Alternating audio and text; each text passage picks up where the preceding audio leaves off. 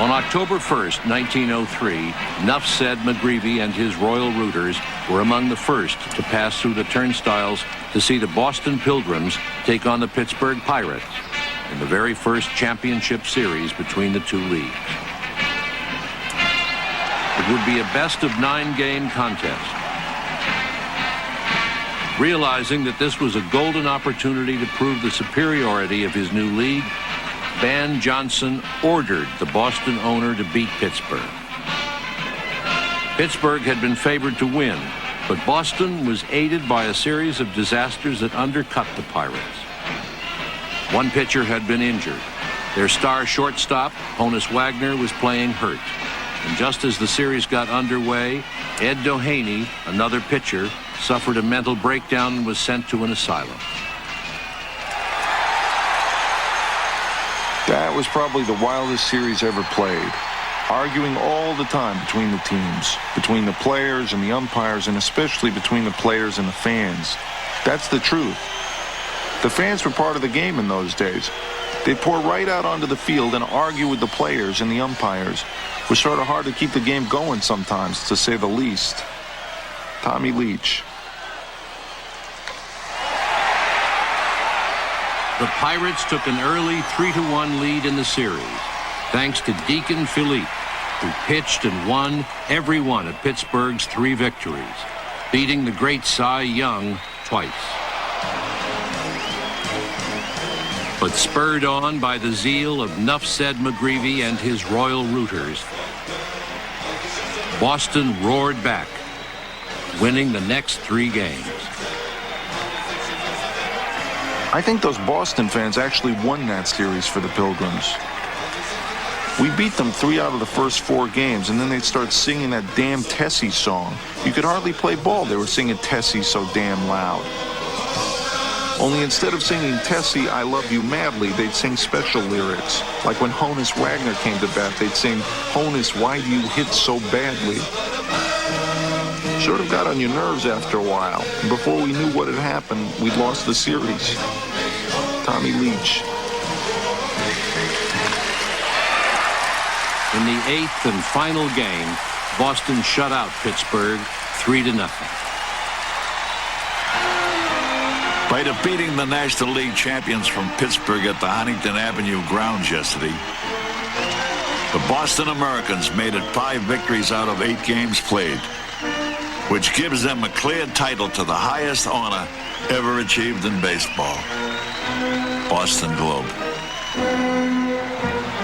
The games proved so popular that the 2 leagues decided to hold a championship series every year. Boston manager Jimmy Collins raised the very first championship flag over the Huntington Avenue grounds. A team from Boston had beaten a team from Pittsburgh just 650 miles away, but the owners insisted on calling it the World Series.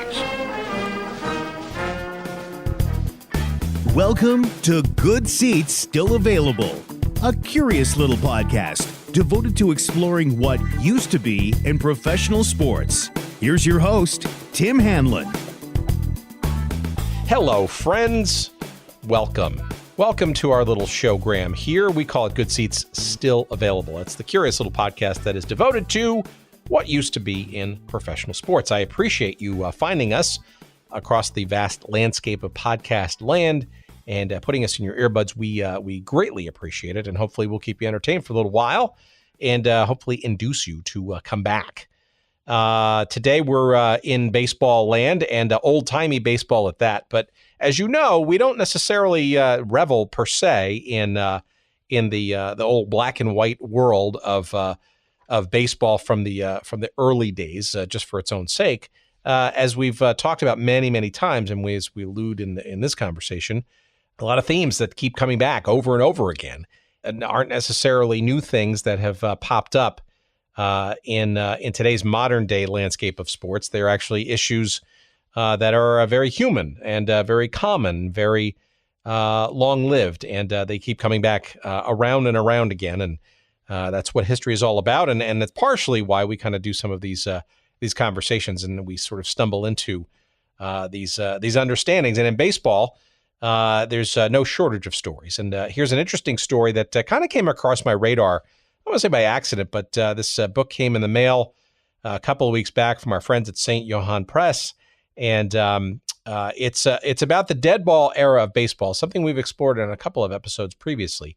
But in particular, this is a work written by and overseen and edited by our guest today, Steve Steinberg, about the World Series during that Deadball era. And that we're specifically talking about the years roughly 1903 through 1919. And we've talked about the Deadball era. This is literally the ball was not nearly as lively as it is today, and where hits and runs were more, shall we say, manufactured, and the art of pitching and the art of bunting and singles and running and sliding and some of those other sort of key elements of the sport of baseball really became honed. But what's fascinating in this book and in this conversation with Steve Steinberg is the writing and the photography that helped build this book. You have to remember, in this era, 1903 to 1919, you kids today, you young whippersnappers, you didn't know there was no radio, right? There was no television, of course, right? There was just simply the written word. And as we allude in our conversation, in newspapers, for example, in New York, you had at least a dozen, if not more, daily newspapers, right? That was the way people understood what was going on around them. And sports, of course, baseball in particular, probably being the ultimate sport, the biggest sport, certainly in the New York metropolitan area, but also in the country as well. And some legendary writers who were, essentially putting the dreamscapes together, shall we say, about the stories around baseball, right? So perhaps a little factually embellished, but I mean, you're talking about like folks like Ring Lardner and Grantland Rice and Damon Runyon, and I mean, some of the greatest writers of that era who began or continued to be sports writers, quote unquote, during that time. And their writing is featured in this book as we go year by year into these various teams playing the World Series during this Deadball era, and also the photography. And you're going to find out through our conversation with Steve some very interesting photos in here that literally and figuratively speak 1,000 words. These are very rare photos, some of them never published before. And again, if you're growing up, if you're living during this era and you're trying to understand what baseball was all about and the World Series in particular, these photos and the writings that surrounded them from the various newspapers covering these games are just an amazing tableau and watercolor paintings almost of what was going on. And unfortunately, the colors are not there, right? Because it's all black and white. But the stories and the imagery are certainly there. And this is our conversation with Steve Steinberg, the author, the editor of the World Series in the Deadball Era. It is published by St. Johann Press, and we get into it with some teams that since moved on, right? But that's exactly why we focus on this little show. The Boston Americans, now, of course, the part of the Boston Red Sox, and the Philadelphia Athletics, which peripatetically are now in Oakland as the A's, and we'll see how long they stay in Oakland, but they have been around for a long time. They feature very significantly during this era, as do the New York Giants, the New York baseball Giants, who, of course, broke the hearts of many New Yorkers by moving to San Francisco in 1957-58. But the New York Giants and the Philadelphia Athletics, very dominant teams during the World Series era of the Deadball years. We also get into a little bit of the Boston Braves, who are now, of course, firmly ensconced in Atlanta, or suburban Atlanta, shall we say. And yes, the Brooklyn Dodgers of that era do make an appearance. Of course, now part of we're now the LA Dodgers, but we do tip our cap to the Brooklyn Dodgers, who were part of the 1916 World Series as well. So all that and more coming up with our guest, Steve Steinberg, in a couple of seconds. So stay tuned. Some promotional stuff. Let's get that out of the way and get right to the meaty, juicy, conversational tidbits, shall we? SportsHistoryCollectibles.com. That's the place to go for all your favorite sports memorabilia. I'm frankly not too sure how much of the Deadball era stuff you're going to find there. But look, if you're into baseball, if you're in any sport, sports for that matter, professionally or otherwise, SportsHistoryCollectibles.com is the place to go. And you're going to get 15% off any of your purchases when you go not only to the site, but you got to use the promo code, of course, and that's Good Seats. Good Seats, either one word or two words, doesn't matter. 15% off all of your purchases will be yours at sportshistorycollectibles.com when you enter that promo code. And visit there early, visit there often. Proprietor Dean Mitchell is always putting brand new stuff up there, brand new, old, new stuff. You know what I mean?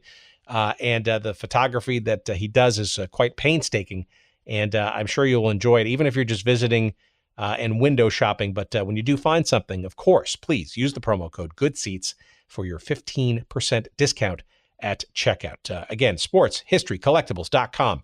And we thank them tremendously for their sponsorship, and we hope you enjoy their site as much as we do. And of course, audiobooks, we keep telling you, audiobooks are amazing. They're great. They're a great way to fill in time when you're not listening to your favorite podcast. Singular, of course. Wink, wink, nod, nod.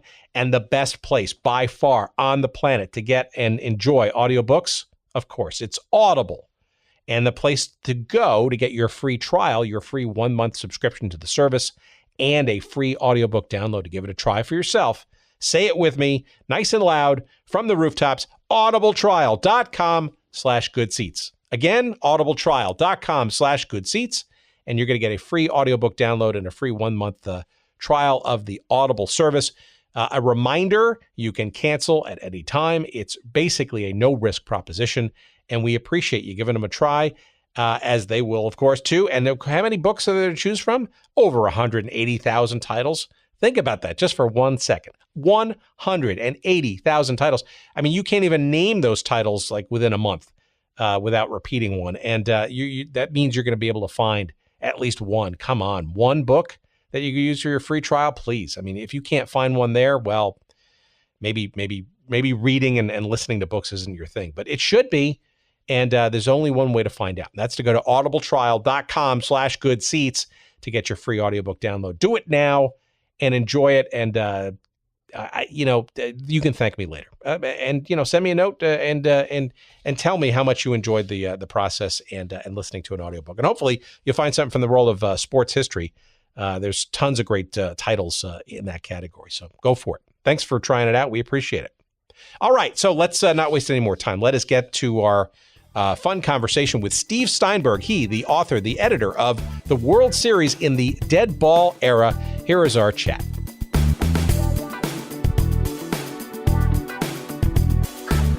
I was very interested in your story on your website, and maybe we could start there. I'm really interested to hear your personal journey, your story into becoming, perhaps maybe as a second career, a baseball historian. But that's not what your original career was, and I think our audience would benefit from hearing your personal story as to how you came into now being an authoritative figure in your own right in various nooks and crannies of baseball history. Yeah, until most of my career I've been in retail and retail management, and have had a chain of retail clothing stores that were large stores in smaller towns. And it ended up selling those in the very late 1990s. And around 98, when my younger son was only 10 years old, we basically would frequent card shows, as a lot of kids like to do, baseball card shows, and go to card shops. And I had been with him in one card shop and just noticed there was a box of baseball cards. And the first one that was facing out on the counter said Urban Shocker. And I just thought it had to do with a shooting at some ballpark or something with a name like Urban Shocker. I'd never heard of that name as a ball player. And that's really when I got hooked, when I found out that that was the name of a guy, that the pitcher had gone 18-6 for the 27 Yankees. And then when I flipped on the back and realized that he was dead, a year later, it really hooked me. And the Shocker story is really what got me going. And although, ironically, I did not publish that until almost 20 years later. And at the SABR National Convention this past Saturday, I received the award for the SABR Baseball Research Award for this year for the Shocker book that came out last year. That's great. So for our audience who isn't necessarily as deep in the weeds in baseball history, you want to describe what SABR is and how potentially life-changing it was for you and is for a number of folks who Right. SABR stands for the Society for American Baseball Research, and it's been around since the early 70s. There are still 2 founding members that were alive. It was a bunch of people that just happened to have been in Cooperstown, one afternoon, and they said, hey, let's get together and start this. And SABR is mostly associated with the sabermetrics, which and Bill James is really the man that started that, and that is looking at the numbers a different way, looking at baseball numbers in a much more sophisticated way. And even those of us, and I'm one of them, that are not really into baseball numbers can understand, for example, that if you have a ballpark in Coors Field, the ball's going to do different things than it will at sea level, or that if you have a small ballpark, a batting average might mean something different than in a huge cavernous place, let's say like Chavez Ravine. So sabermetrics began to look at the numbers, began to look at things, really emphasize things like on-base percentage and certainly slugging average. Batting average really is something that, if you think about it, 2 people can have a 300 batting average, and one of them can hit nothing but singles, and the other one can have a mix of extra base hits, and obviously the latter is more valuable. And even looking at things like, and it's gotten more sophisticated than that. But SABR as an organization, even though it's associated with the statistical end of it, has many members that are really not into the numbers end of it. And I would count myself as one of them, that I'm not really a numbers cruncher, even though I can certainly relate to a lot of those things. Some people are into the history of ballparks or Negro League ball, or specific teams or records. So SABR has a number of committees. It's a wonderful organization. And, for example, one of the amazing things that SABR started around the time that I joined was what they call their Bio Project Committee. And Mark Armoire, who's now on the SABR board, he's a member of our Northwest chapter, decided to undertake a goal of having a biography written on every man or person that's ever played baseball, and there's now about 18,000 of them. Of course, 19,000. Some of them are active, and it seemed like a wildly aggressive, chaotic, almost march. But SABR now has probably 4,000 bios of players, and the neat thing is, SABR made the decision some years ago not to limit access to those biographies to members. But if you just do a Google search, almost invariably, you'll get a baseball reference for a specific person. Baseball reference will come up, which will show the stats for the person. And usually the SABR bio, if indeed that person has a bio, and more of them do, it's going to be one of the probably no further down the page than the 3rd, possibly the 4th one. So it really enriches it. And in my case, I'm really interested in the people and the stories of people that have been forgotten or overlooked, that have maybe fallen through the cracks of history, that someone like Shocker was a star and every 10-year-old kid knew who he was in the 1920s. But now he's been, had been virtually forgotten until hopefully my book had, a part in making his amazing story. Here's somebody that was dying while he was a star on the 1927 Yankees, and knew that he was dying of heart disease. So there's a lot of different angles and aspects to SABR, and the members are really probably, the biggest receptacle of knowledge of the organization. So give me a sense of the, you mentioned obviously the one from the book, and congratulations on your award, of course. How do you, what piques your interest? Like, what are the stories that jump out and interest you? I mean, obviously we focus on this little silly podcast on teams and leagues defunct and or relocated and otherwise across all sports. There's a treasure trove of lots of forgotten nooks and crannies there, and the stories that we've unearthed over the last year plus, and there's just tons more to come. And frankly, new leagues and teams being made all the time, right? So it's almost like I think it'll be sort of an endless loop of stories. But I'm just curious as to what sort of particular genre or finely granulated paths are particularly interested? Like, what generally hooks you? Is it? Well, first of all, in terms of the time period that I'm very much hooked on, the Deadball Era, which goes from 1901 to 1920, especially the second decade of the 20s, and the 1920s really interests me. And it's just a time period that Even though a century has passed, the game in many ways has not changed that much. I think that somebody that came back from the late teens and went to a ball game today could probably relate to it. Obviously, there's some differences and changes. And I'm very much into baseball photographs, and we'll talk about that in a bit. And I've always found that the photos from the early 20th century, and I've networked and gotten to know very well some of the largest private collectors in the country, as well as public collections that are out there. And the pictures are very evocative, and the writing was very evocative. And I'm really just when I find out or hear something about players. So to me, it's the stories on these people that really deserve not to be forgotten. And I think they're still out there somewhere in the firmament. But I sometimes say that there's an awful lot of stars out there, even on a very dark night. But not all of them can be seen all the time. So some of these people from the 20s and the teens, their star has been eclipsed by other stars that have come along since then, and their stories are really worth telling. There's a strong human interest angle to it. Well, before we get into sort of the sort of definition of what the Deadball Era is, because I think that'll be helpful to our audience as well. We've touched on it a couple times. The early 20s, modern baseball is considered starting in 1901, and that's when the American League was founded. And there was only one league before that, the National. And the American League basically was an upstart, and the National League went to war against it. They finally merged in 1903 because for those first 2 years, players were getting very large and high salaries as one league would steal players from the other and then back again. And it was an era when the ball was not real tightly wound, where players choked up on the bat, and probably the typical score would be a 2-1 game. And pitchers were really dominant in that era. Of course, baseball is a time of going back and forth, and one way of looking at the history of the game is sort of this ongoing struggle between the pitcher and the hitter.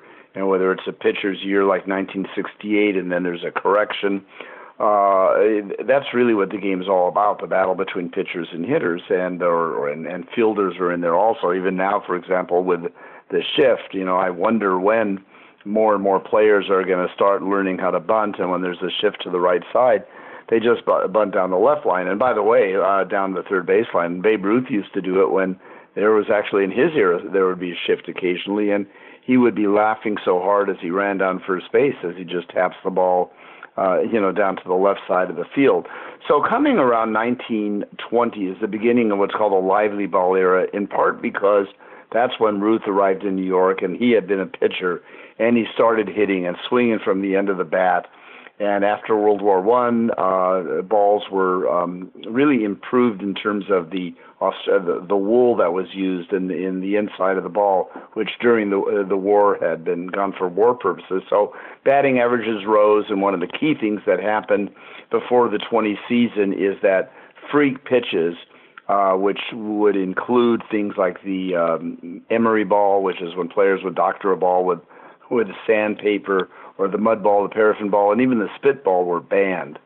And that really gave the hitters much more of a comfort zone and much more predictable paths of the ball. It did turn out that the spitball pitchers that were playing before 1920 were finally grandfathered in, and they were allowed to keep the spitball for the rest of their careers, Burley Grimes being the last one, I think 1934. And probably, as we know through baseball history, there have probably been different illegal pitches thrown right up until nowadays. But that was a big moment in 1920, and batting averages started to rise, extra base hit, home runs started to rise also. Well, I'm not a baseball historian, right? I play one on TV, right? But it would seem to me, as from an outsider's perspective, and not sort of granularly in the weeds or a SABR member for that matter, what is it of that Deadball era? Because it seems, by comparison to the later years, kind of uneventful and a little taut, and not a lot of excitement and all that. But clearly, there's a lot of elemental baseball history in those 2 decades. What is it about that era that's intriguing to you? Well, I suppose if you're more of a purist, perhaps like I am, a 2-1 game can have as much, if not more, excitement than a 14-1 game, a 14-10 game that the Mariners played in Fenway Park on Saturday night. And some of the biggest names of the game, some of the all-time greats, played in that era, and certainly Ty Cobb, while he did go into the 1920s, did. But it's an early era, and there has been enough captured in terms of photographs that we can relate to it. 19th century baseball, and by the way, SABR has a very active 19th century committee, which is people that are really just interested in baseball, before the turn of the 20th century. But it really was an era where, the game was, in many ways quite similar to the modern game. I mean, when the American League and the National League joined forces, that's when foul balls started counting as strikes, other than the third, you can't strike out on a foul ball if it's not caught. But it just goes back to an earlier time, and it's just something from baseball history, and we always hear about from fathers to sons. Of course, now we're also hearing about daughters, but it is just something that is passed along and bonds, generations. And I think unlike, football and basketball, just don't have that rich history. And so often you're at a baseball game or even watching one on TV, and they say, well, that tied the record of Tris Speaker in 1919. I mean, you can't relate to that early history in the NFL or the NBA. It's just not there. Yeah. So let's get into. I think what I'm hearing from you too is that this is also an era that preceded the vast bulk of electronic media. Right. We're talking about things that were recounted very much in the written form, and in the early days of, or not so early days, but certainly early enough of photography, where proverbially a picture may be worth 1,000 words. And I got to think that there's a lot, I don't know if it's editorial license, but it almost feels like it's almost a more fluid and inviting opportunity for somebody who looks at it through a historical and or editorial lens to think about maybe what's going on without sort of the benefit of having every single shot and play and story sort of, overwritten and or socially media shared, right? There's a gap. Right. Well, radio didn't really even come up until the 1920s. The first baseball game, and it obviously had a very small audience, was actually in Pittsburgh in 1920. So before 1920, the fans really depended on newspaper accounts. And, I've talked about photographs here with you for a few minutes, but the newspaper accounts were so different because the newspaper writers, the sports writers and the sports columnists really had to paint a picture. And they really, the writing was much more rich, evocative, descriptive, and really had to conjure that up. And so the imagination could fill some things in. I mean, during big games, and this started before the turn of the 20th century, well into until radio really took over, thousands and thousands of fans would congregate around newspaper offices for big ball games, and those newspaper offices would have huge scoreboards where they would track through telegram or later on through wire what was going on in a big game. And there would be this big player board. As we got into the 20th century, they actually had little light bulbs on them, so you would watch the progress of a game on it, and because you couldn't follow it on radio. If it was a big game, your team was in the pennant race. Even if it was a home game, not everybody could be at that home game. And, of course, millions of people in the country. I mean, St. Louis was the westernmost town. Of course, that remained the case up until the 50s. And many people had never gone to, a major league ball game. Perhaps that's why many players after seasons would go on tours, which were called barnstorming tours, where you actually could be living in Denver and you could actually see Babe Ruth and Lou Gehrig because they would come on through and play an exhibition game against a local team, or sometimes Ruth would head up one team and Gehrig would head up the other. How much license do you think? And we'll get into some of the specifics. Obviously, the book we're going to circle around in a couple of minutes here is about some of the more dramatic World Series of this Deadball era. But before we sort of get into that, I'm wondering, in your research, the writers that you're talking about and the photography that you're accessing as you go back in time, The writing in particular, how accurate do you think, based on all of your readings, was that writing, or how much, shall we say, creative license was taken, do you think, and maybe embellished, or is there really no way to know?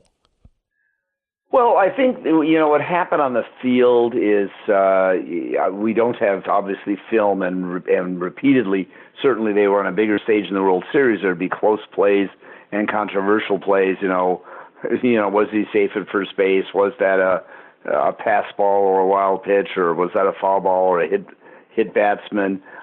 We don't know. I think most of the facts, are usually gotten fairly right. But the writers of that era, and many of them were young, and even the sports editors were guys that started in their 20s, really embellished the game and embellished the players. They built up heroes back then.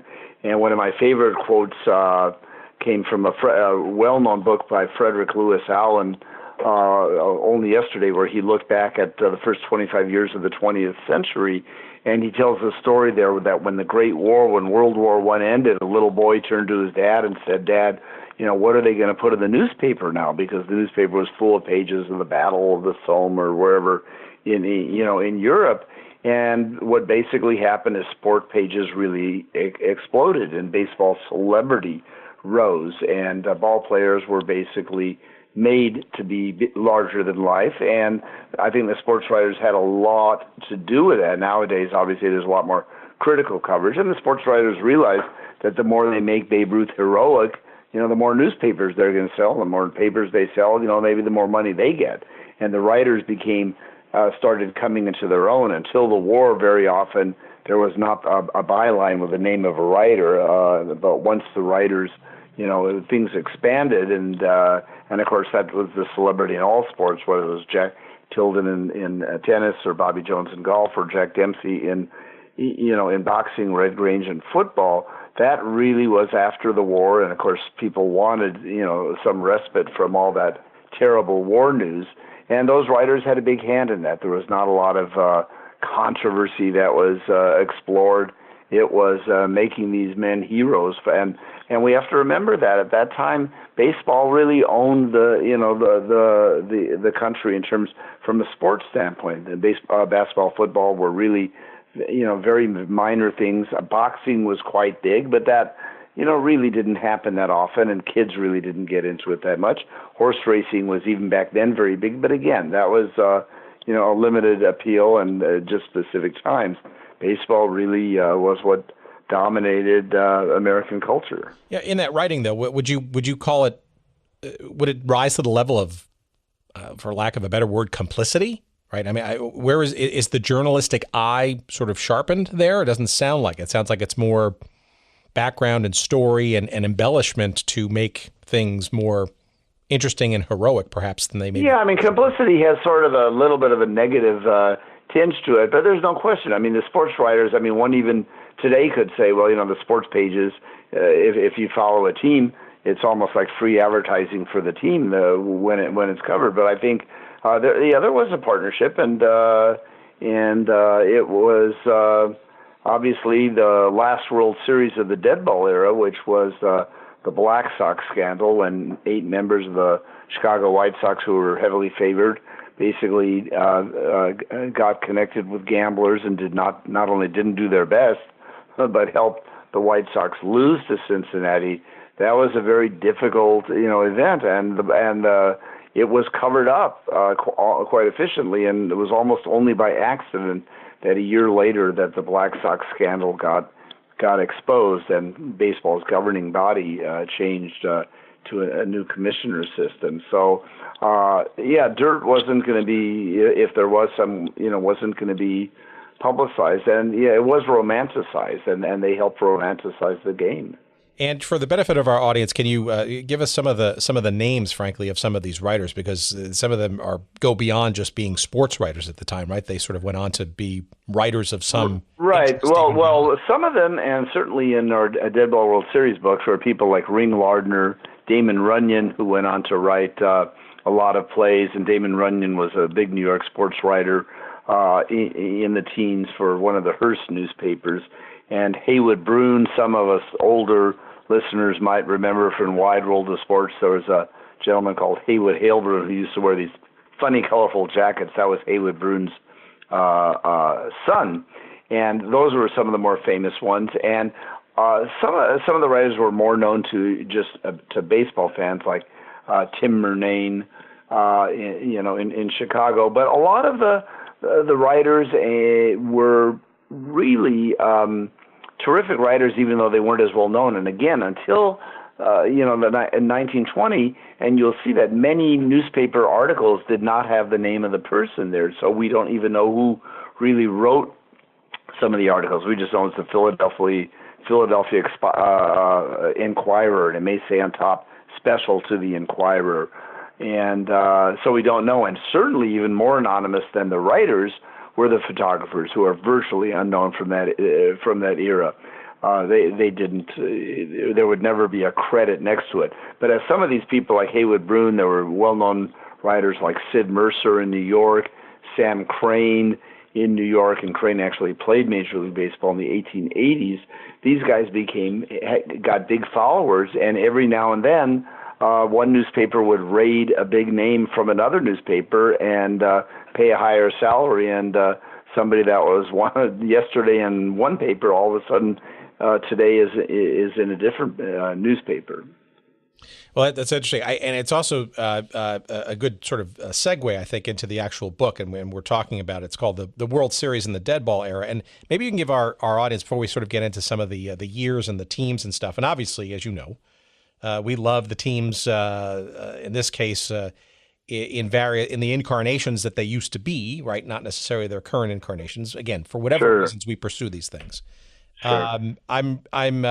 Give our audience a sense of sort of the tonality and the format of how this book is laid out, because you do rely very heavily on newspaper accounts. We decided, or basically in getting involved with the book, I decided there are so many books that have written about the World Series. I probably have in my library about 20 of them.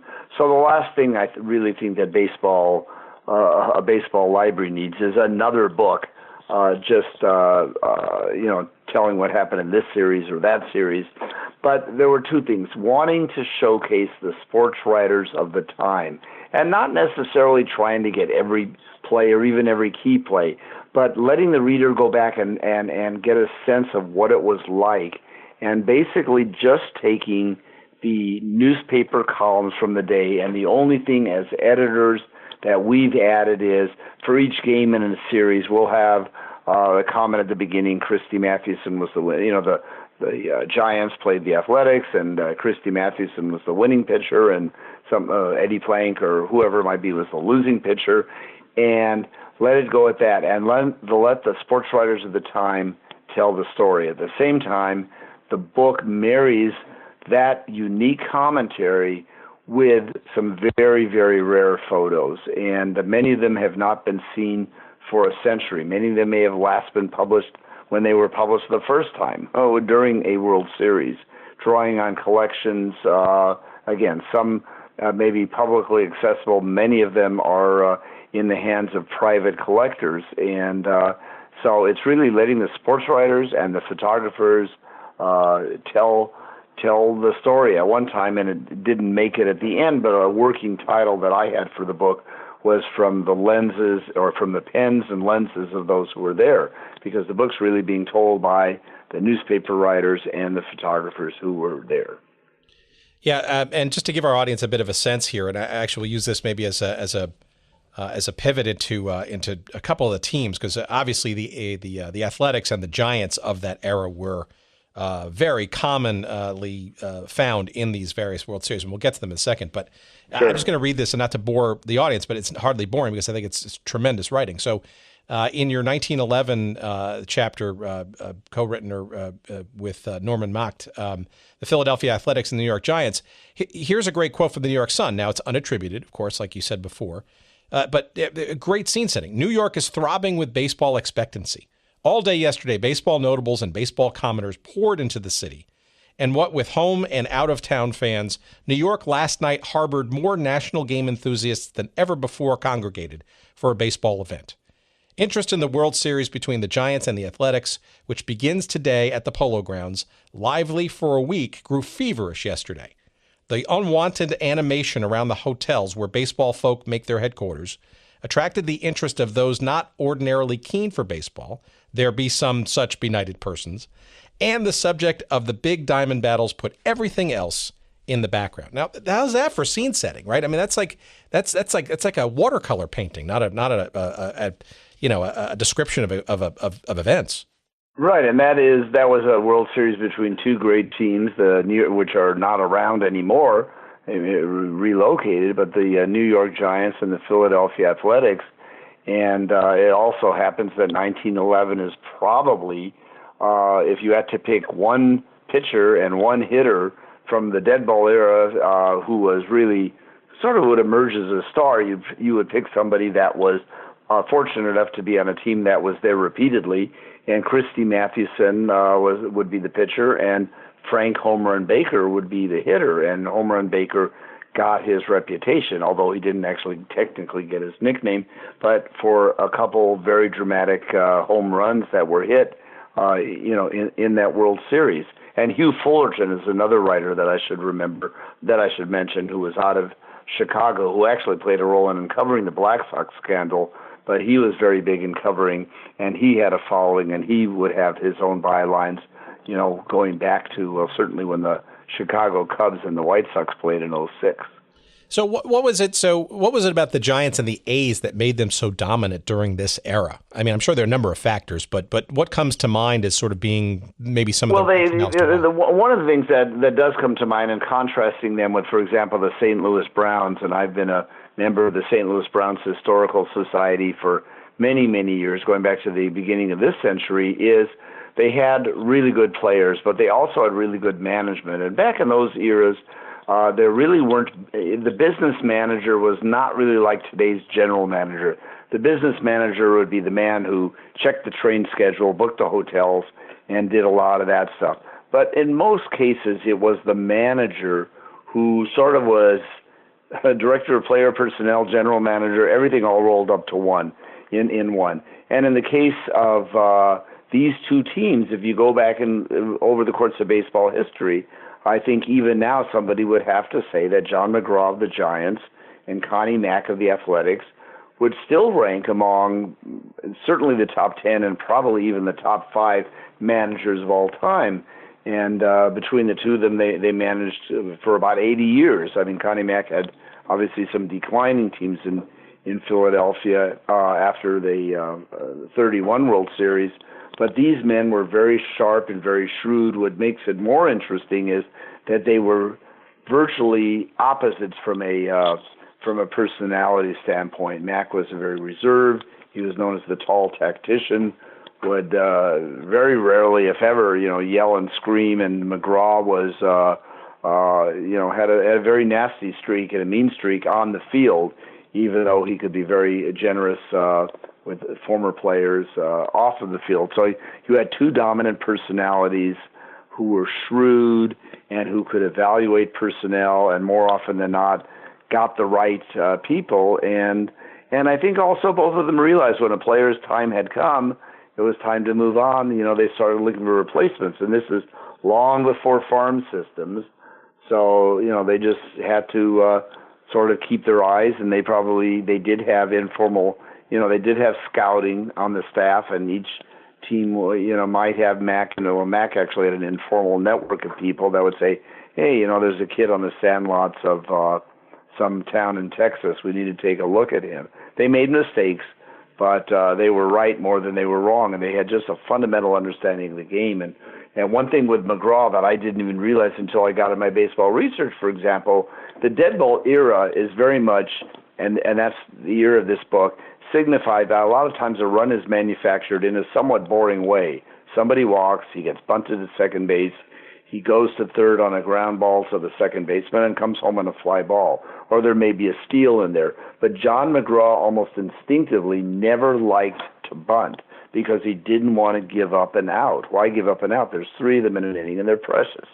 Now, he did employ the hit and run a lot, where the guy at first base would take off, but he wasn't just going to have his player lay down a bunt to get thrown out at first base. These two men had a lot to do with the fact that these teams were in the World Series of this 2 decades multiple times.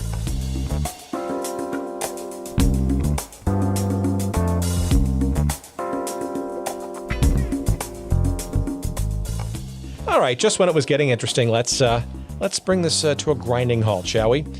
Just kidding. We got to pay the bills around here, and our friends at Audible have been very helpful in attempting to allow us to pay some of those bills, and we want to call them out now and remind you that a free audiobook download is yours for the taking, and also a free 1-month subscription to the service of Audible at audibletrial.com/goodseats. Again, audibletrial.com/goodseats for your free 1-month trial of the Audible service, and most interestingly, a free audiobook download for you to enjoy. 180,000 titles and growing every day to choose from, and there's absolutely no excuse to not find at least one title amongst that cavernous selection available to you that you won't find to be enjoyable and good for the soul, including a couple of books that might be interesting to our audience. And yes, some new ones, frankly, that I'm finally listening to. One that I'm listening to right now is by Carson Cunningham. It's narrated by Paul Bamer, and it's called Underbelly Hoops, Adventures in the CBA, a.k.a. the Crazy Basketball Association, which is really, of course, about the Continental Basketball Association, which for many years was sort of this ragtag minor league of the NBA. And it's a book I'm about 2 chapters into right now, and hopefully maybe a guest will get for a future episode. Also, in my queue, next up, is another guest that I'd like to get, and her book that she wrote is also narrated by her. Her name is Jeannie Buss, and of course, Jeannie is the daughter of Jerry Buss, of course, the wildly successful founder of the Los Angeles Lakers and the LA Forum, and Jeannie is clearly today the brains behind the Los Angeles Lakers today. She and her brothers were active, of course, in things like, along with her father, World Team Tennis, the Major Indoor Soccer League with the LA Lasers, all kinds of stuff. So her book is next on my list. That's called Laker Girl, and that too is available on Audible. And again, it's one of the many thousands of titles that you can choose from when you go to audibletrial.com/goodseats. And again, you too can get your free audiobook download to give it a try, perhaps one of those 2, or perhaps one of the other 180,000 titles available to you as well. Give it a try, audibletrial.com/goodseats. Thanks for listening, and back to our conversation.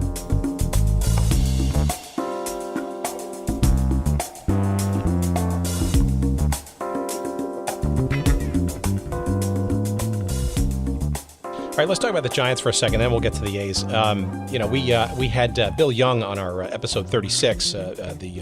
He's the author of the biography of John Tortoise Chief Myers, part of that team, right? And who, as battery mate Christy Mathewson, it was a pretty interesting story. And McGraw obviously relied on them and for a number of successful runs, not only in the World Series but during the course of the years, the seasons themselves. But I also get the sense too from that conversation that being in New York didn't necessarily hurt, right? Obviously, New York, in many respects, not only at that time and arguably in years and decades later too, was in many respects the sort of baseball center of the world, right? And it was in the center of the world, and even outside of baseball. And you're right. And Philadelphia then ranked much higher in population at the beginning of the 20th century than it does now. It was a large city, and of course Chicago also. I just came back from the National Convention in Pittsburgh, and I presented a paper in the 1908 pennant race, which most people remember as the Giants and the Cubs, because they both were from big cities. And the Pirates only finished only one game out in that year, and yet Pittsburgh players are somewhat more overlooked. They're just not in the media center either. I mean, at that time that we're talking about, during most of this era, the New York City had, I'm going to guess, about 15 daily newspapers. And maybe Philadelphia had 7 or 8. I mean, there started to be consolidation, in the late teens, certainly in the early 20s. I mean, this is where you wanted to be. And you take a ball player that was a star with the St. Louis Browns, and he's just not going to be remembered as much as somebody who was a star on the Yankees. It's just a simple fact. Yeah, if I remember our conversation with Bill Young correctly, I think Myers was part of like a Broadway skit thing with Mathewson. They literally went on tour and did shows. I mean, it's almost as a sidelight, I guess, but also certainly from a promotional perspective, not a bad thing to get people to go to the games and check them out. Right, and these ball players were so larger than life that they didn't have to do very much or say very much on vaudeville, and people would want to see them. I mean, one of the stars of the Giants in this era was a fellow by the name of Mike Donlin, who married one of the most famous vaudeville comedic actresses in the nation. And he even quit one year in 1907, and he went on a vaudeville tour with his wife Mabel Hite. And these people were larger than life. They were really larger than life. Now, by contrast, the A's, not only from Philadelphia being sort of a not necessarily as much of a media and or excitement and entertainment mecca as New York might be. Sorry for all of our Philly listeners, right. But I'm really interested. So the A's, obviously, as you sort of recount in a number of these years, I mean, we're very successful on an ongoing basis from 1905 onward. I mean, and literally from 1910 almost to the middle of the decade, right, was in the hunt. I mean, there was a period of time there. They were in 1910, 11, 13, and 14. I guess my question is sort of twofold. What was the magic of Connie Mack and the A's over that period of time? And then I guess the second part of that question, which we got to with David Jordan in our episode 21 a little bit.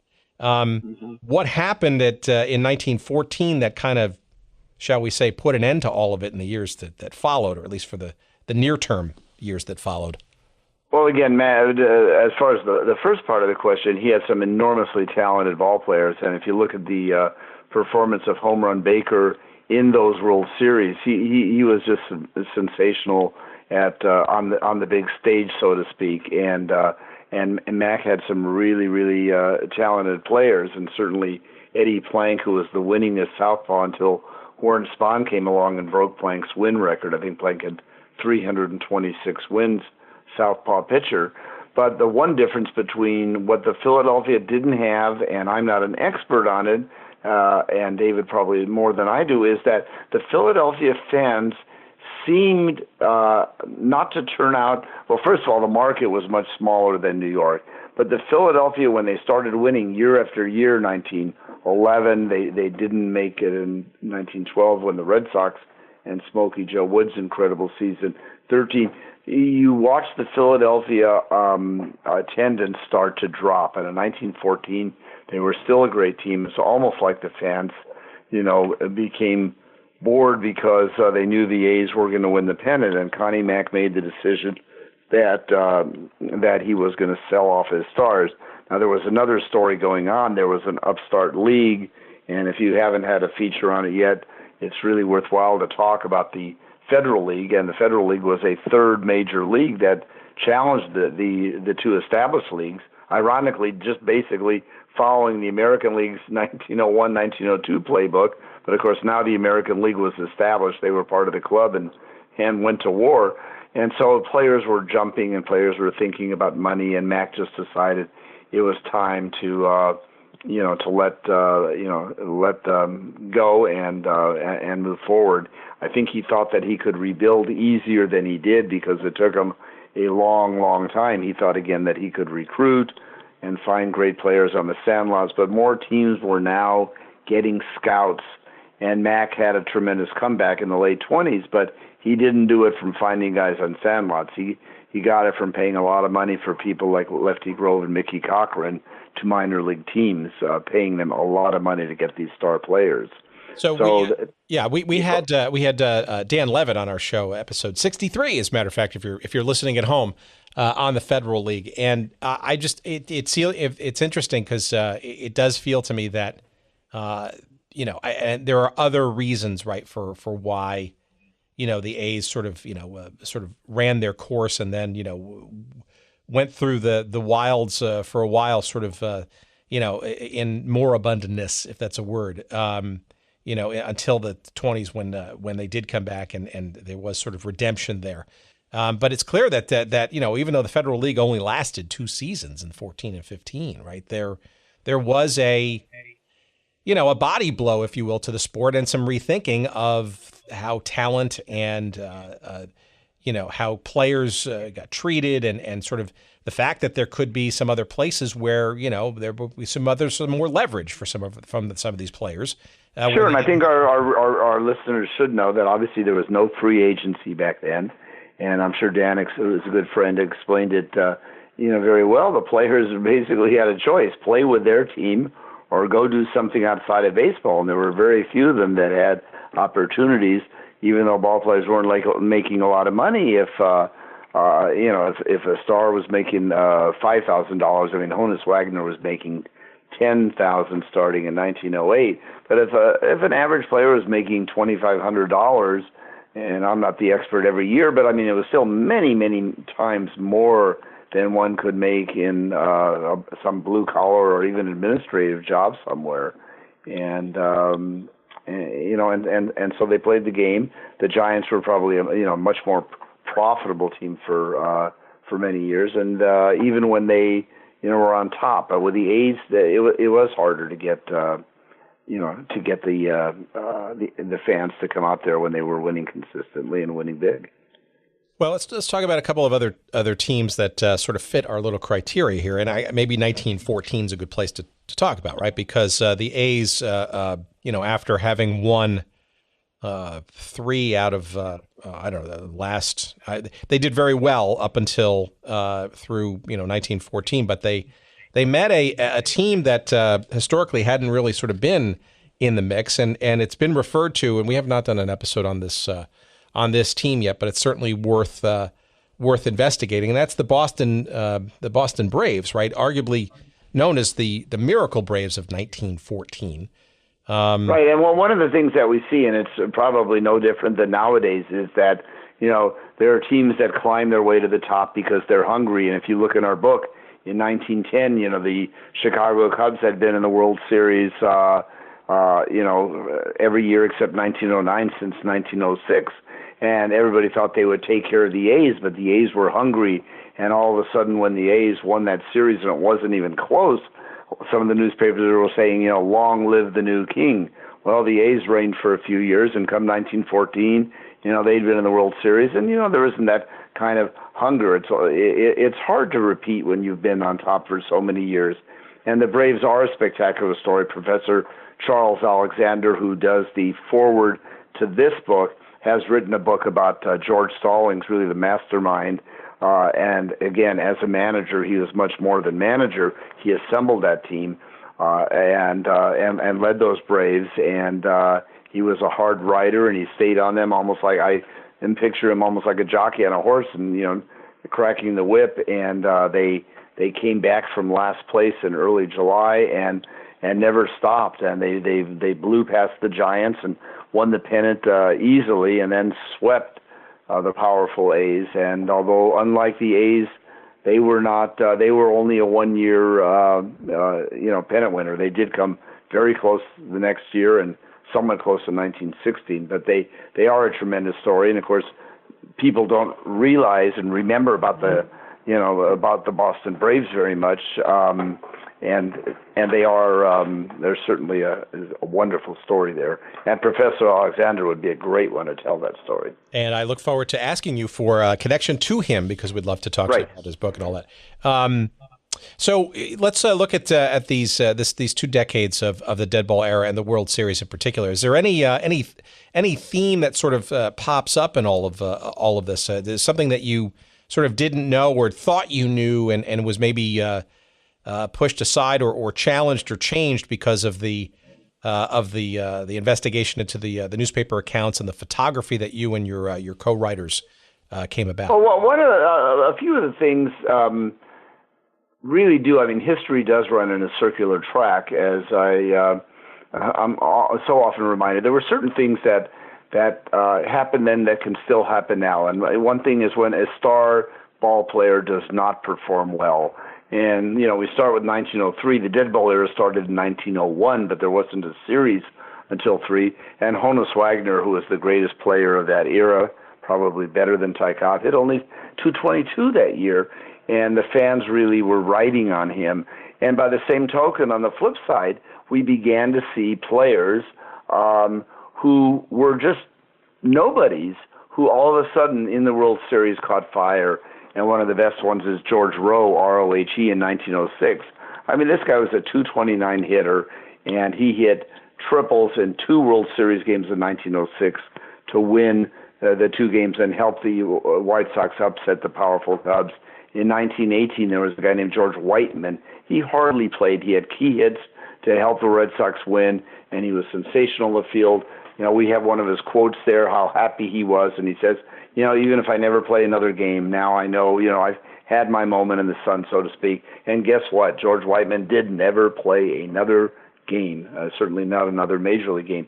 So you see that. You see, as you see today, hard luck pitchers that really played well. You know, I was just thinking, Christy Mathewson had an earned run average, and he played over 100 innings in World Series of this era. He had an earned run average of under 1. He had 10 decisions, and he went 5-5. I mean, Eddie Plank of the Athletics only went 2-5, and he had an earned run average not that much higher than 1.0. So you see some of these things happening that still happen to this day. There are some differences. One of the biggest differences is that in many cases fans were on the field, and the owners wanted to play, you know, to make more money, and there would literally be ropes put in the outfield, and in some cases there were even fans down the sidelines. I don't know in the World Series, but certainly in a lot of big regular season games in this era, the fans would be all around the field. In 1908, during the pennant race, you'd have fans standing behind the catcher.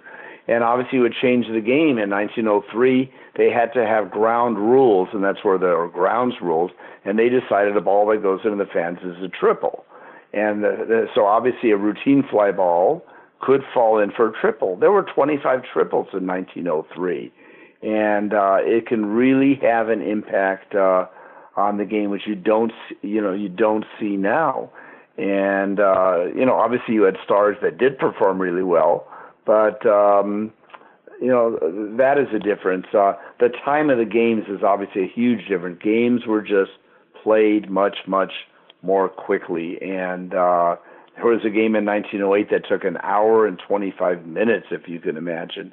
You know, that certainly is different. The A's, when they won the championship in 1913, had 12 men on that they used in the World Series, including 3 pitchers. I mean, that's almost inconceivable nowadays. But like I said, sometimes a star player did not play well. Ty Cobb, in the 3 years that he was there, at least 2 of them especially, didn't play very well at all. But sometimes one player made a huge difference. And so some things were the same, some things were not the same, but there were dominant teams, and these 2 teams that, we don't have anymore, the Philadelphia Athletics and the New York Giants, were 2 of the most dominant ones. How about the photography? Some of the photos in this book are pretty amazing, and you can kind of stare at them and sort of get lost and sort of hear some of the sounds and the music and maybe even breathe some of the air, some of the how crystal clear some of these photos are, and frankly, they reveal quite a bit, right? And to our point earlier, right? I mean, there are no sounds, there are no radio broadcasts, there's certainly no television, there's just writing, but also these photographs, which to your point is some of which have never really been seen, sort of in modern circulation. What did you how did you cull the photography into this book? Because I got to think there were some amazing shots there that didn't even make the cut. Well, yeah, there were. One of the really neat things that this book, the World Series and the Deadball Era, originally was going to have about 180 photos. And when I was working with a publisher, and I submitted the different photos, and a lot of them I worked with in terms of cropping them, to make the images, that you could focus. I submitted maybe 7 or 8 extra ones. I just pushed in there and I said they're optional ones. And of course, we tried to locate them close to the text so they'd be easily to be related. And the publisher ended up taking all those extra ones. So we end up with 250 photos. There's one private collector in particular. His name is Dennis Goldstein. He's from Southern Oregon. And the largest group of photographs came from him. And in all my writing, I've always wanted, even in a biography that I've written, I want the photos to be as special as the text. And when people see this, and it's certainly the case in this book, and they're really equals, the writing and the photos are the same in terms of being equals. So ideally, I would have liked to say to you all 250 pictures were taken in the World Series. They were not. And they're just, there has been a lot that's been lost over the years. The other thing is that action shots were pretty hard to come by, because even when the photographers were on the field and they'd be, near the coacher's box on first base or third base, and I don't know if it was just a lack of depth of field, but a lot of times the action photo would just be a cloud of dust. You wouldn't see very much. So what I ended up selecting was taking some photos. If I was going to have a Christy Mathewson photo and it wasn't from the series, and we do have some that are from, it would be a unique photo. It wouldn't be like a real common photo that people say, oh, I've seen that before. George Rowe, for example, the book has a portrait of George Rowe that was taken, I think, early in the 1907 season. This was the star of the 1906 World Series. Virtually nobody has seen a picture of George Rowe before. So in many cases, I tried to find, if it wasn't in the World Series, then it was, close to that era and a seldom seen, photograph. And they really, they work, like you said, there's a synergy between the photos and the writing. And then, you can imagine the cheering. If it's funny, you had mentioned a quote. If we have a moment, I'd love to read you one I just happen to have here, because I turned to 1911, if I might. Please go right ahead. So the 1911 World Series, as I think we talked about, was when Home Run Baker basically shocked the baseball world, and I'm just taking a look here. And so when he hit a home run off of Christy Mathewson, and this came from the Philadelphia Ledger, the vast throng literally went mad for the nonce. Facile pen is entirely inadequate to fittingly describe the wild, barbaric scene that was enacted in all parts of the huge baseball arena. All was a babel of confusion. It seemed as though the human reason had been dethroned. Great was the hit, cyclonic was the ovation. It will live in baseball history as long as the national game survives. Well, many of our listeners, may not remember that home run, and actually that may have been his home run off of Rube Marquardt, another star of the Giants. And Home Run Baker then came back the very next day, and he hit one off of Mathewson, which so it was just so dramatic. And again, the writing is probably accurate, but it's very florid. You don't normally talk about barbaric scenes or a babble of confusion or cyclonic ovation, but those were the words that the writers, used. All right, two things before we sort of round home here, so to speak, or round third as we slide into home. Right. Thank you. I got to get my analogies correct here. I thought 1904, interesting that you even have a chapter devoted to the series that actually wasn't a series.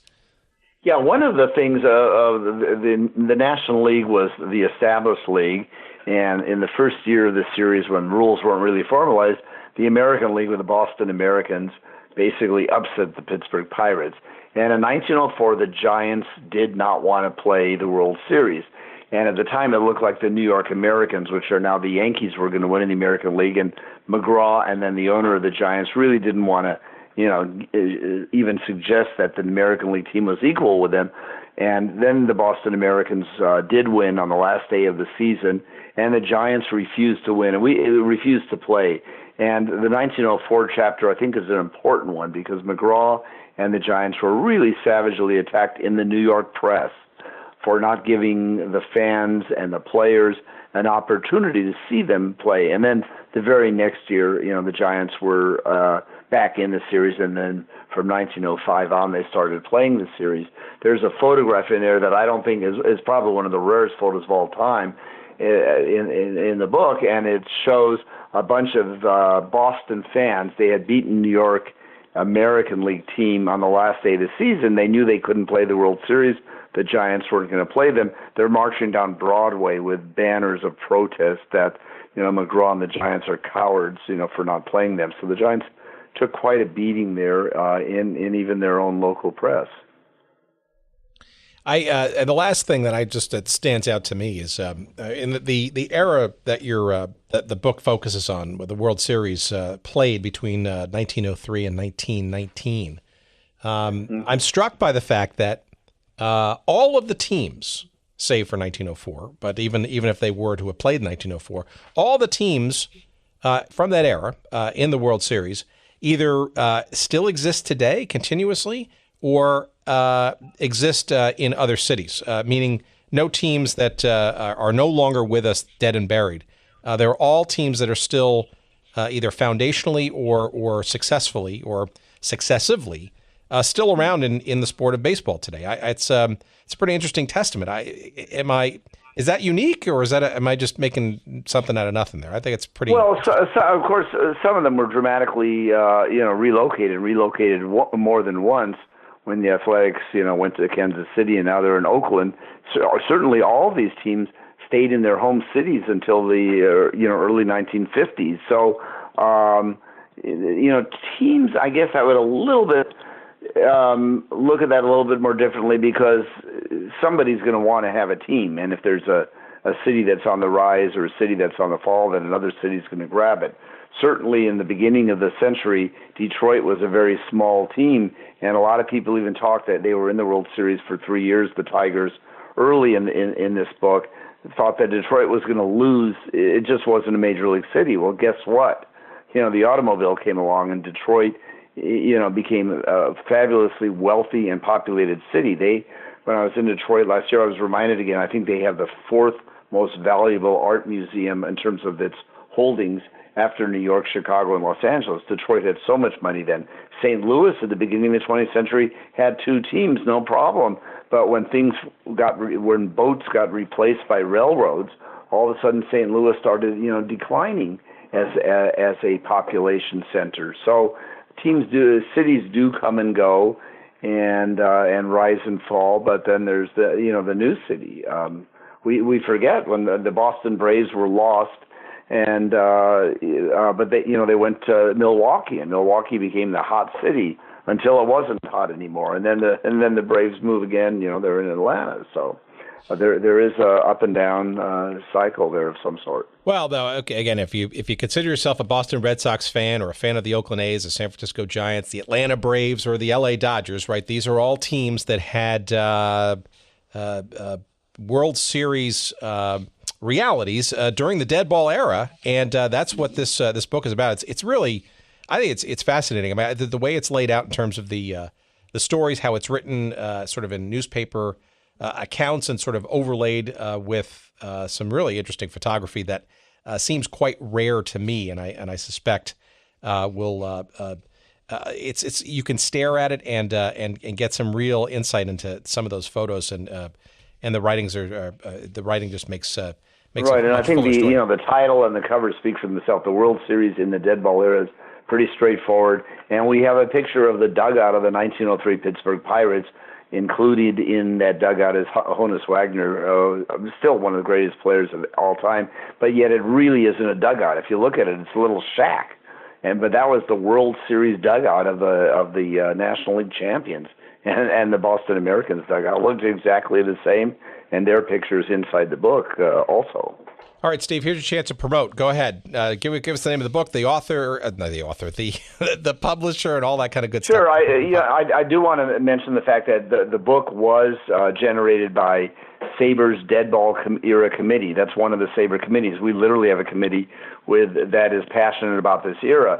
So different members of the committee stepped forward and said, hey, I'm going to do 1917, and then went to the different newspapers, maybe had to ask other SABR members in other cities, send me some information, and obviously we had to pare down the writing. There are ellipses in here, we don't go on. And then I tried to pull it together. I was particularly involved with perhaps a couple of the series that are in here. So it simply is the World Series of the Deadball Era, and it was it's a product of SABR, the research of SABR's Deadball Era Committee, what we call the DEC, Deadball Era Committee, and it's published by a wonderful small quality press called St. Johann Press, and it's available through St. Johann or certainly through Amazon.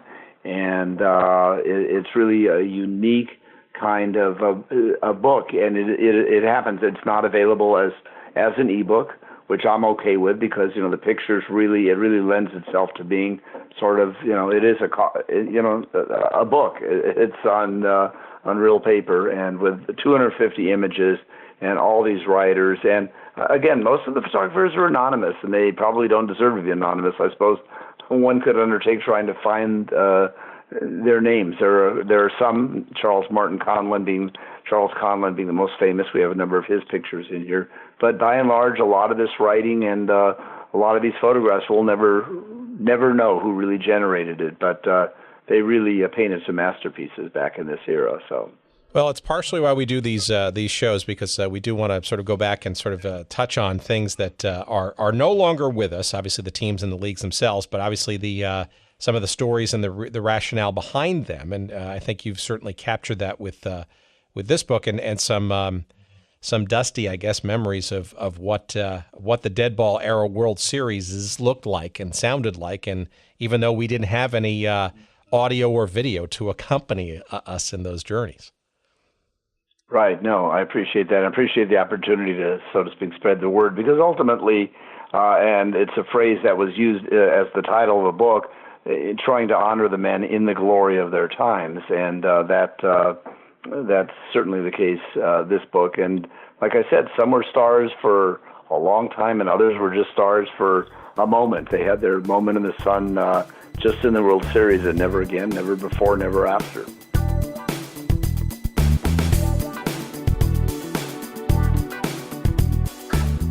As always, I learned something. And in this particular conversation, I must tell you that, old-time baseball per se, not necessarily my thing. I tend to sort of gravitate to more of the modern things and lots more pictures and video and audio.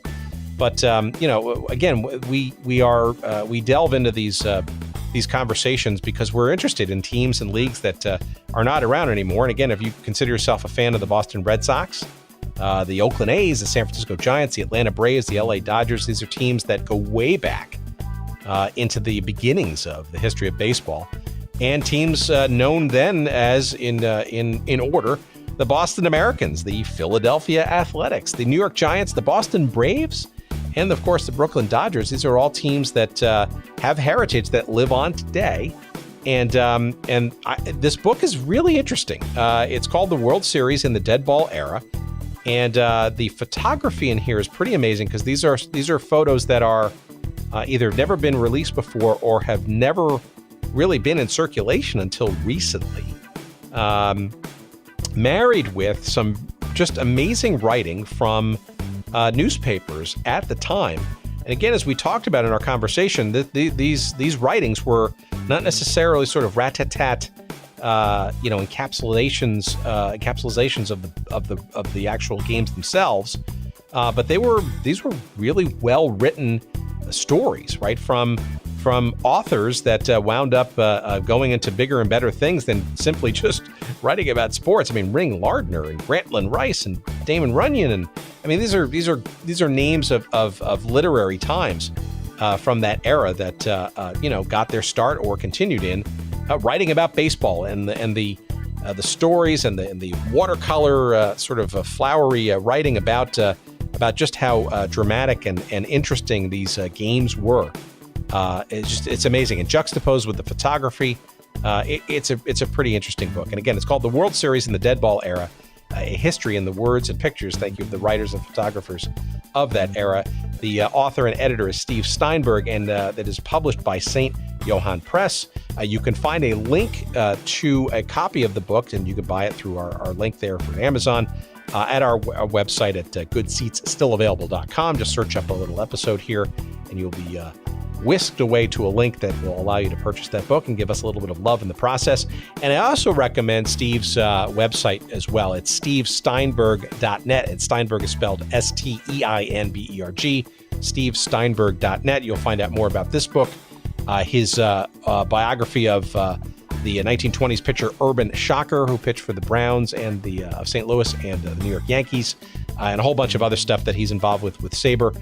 And I highly encourage you to check that out early and often. Of course, please, our website, you got to go back and bookmark that, of course, and you haven't done so, shame on you. That's goodseatsstillavailable.com. That's where you'll find all of our social links and all of the past episodes, and where you can follow us on social media. And of course, you want some shortcuts there, of course. Please go to Twitter. You'll find us at Good Seats Still. On Instagram, you'll find us at Good Seats Still Available. And you also find us on Facebook. There's a page devoted to us there as well.